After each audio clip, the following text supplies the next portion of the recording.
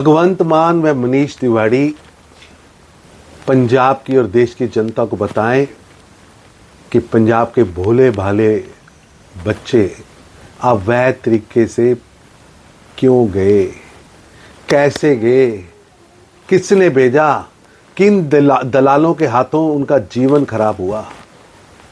और 5 साल कांग्रेस की सरकार रही, अब 3 साल से आपदा पार्टी बैठी। ये कापदा और आपदा बताएं कि उन्होंने इन दलालों के खिलाफ क्या काम किया।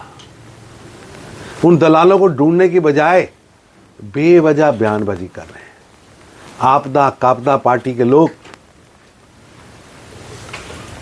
पंजाब में रोजगार देने की बजाय उद्योग, किसानी, व्यापार, सर्विस सेक्टर पिछले 8 साल से बैक गियर में चल रहा है।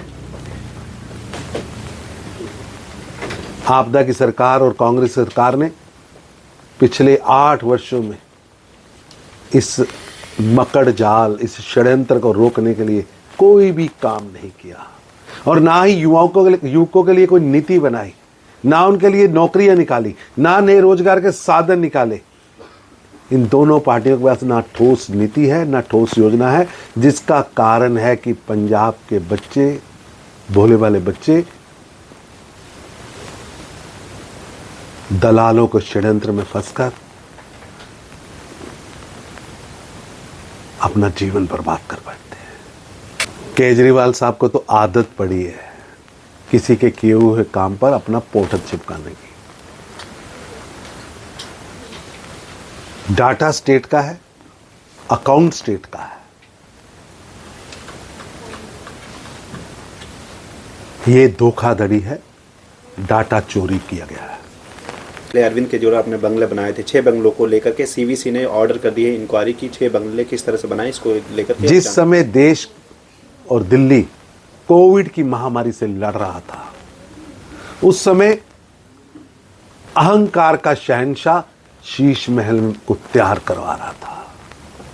170 करोड़ से ज्यादा खर्च हुआ, कई अधिकारियों के फ्लैट तोड़ दिए गए, केजरीवाल साहब का बड़ा शीश महल बने, कईयों के घर उजड़ गए। दिल्ली की जनता ने आपके इस झूठ का सबक सिखाया है। 11 साल तक दिल्ली की जनता को धोखे में आपने रखा। शीश महल घोटाला, शराब घोटाला, जल बोर्ड घोटाला, हर चीज में घोटाला। दिल्ली की जनता केजरीवाल की वादा खिलाफी हो या घोटालेबाजी हो, उन्हें कभी माफ नहीं करेगी। जांच होनी चाहिए, दूध का दूध, पानी का पानी होना चाहिए।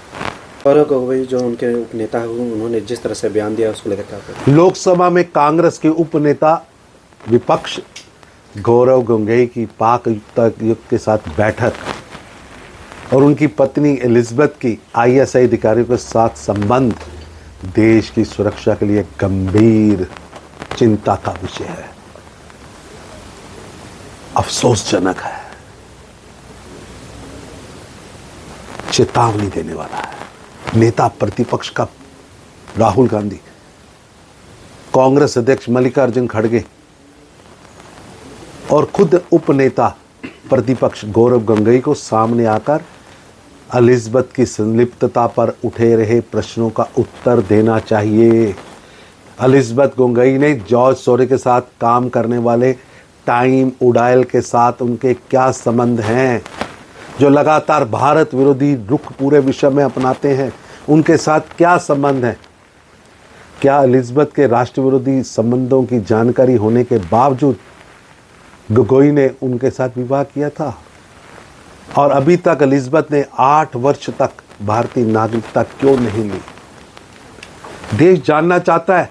कांग्रेस को जवाब देना पड़ेगा कि एलिजाबेथ कालबेन की भाभी सुसैन डेब्यू डीप स्टेट के साथ और यूएस एड के साथ उनके कितने बड़े संबंध हैं।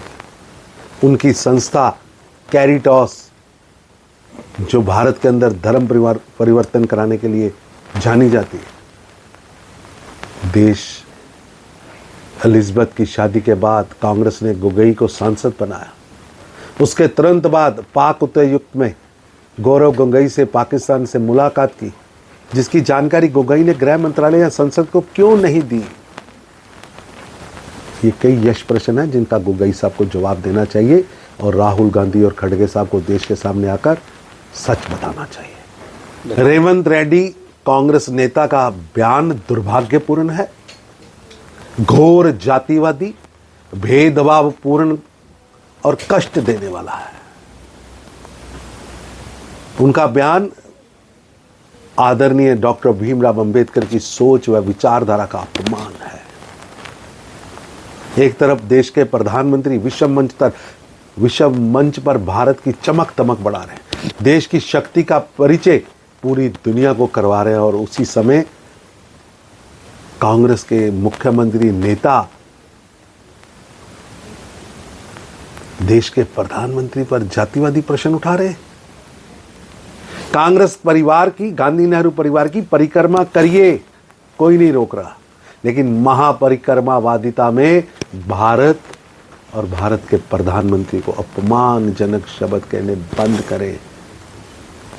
देश इसे बर्दाश्त नहीं करेगा और ये घोर असंवैधानिक, अलोकतांत्रिक, गैर जिम्मेदाराना बयान है। अरविंद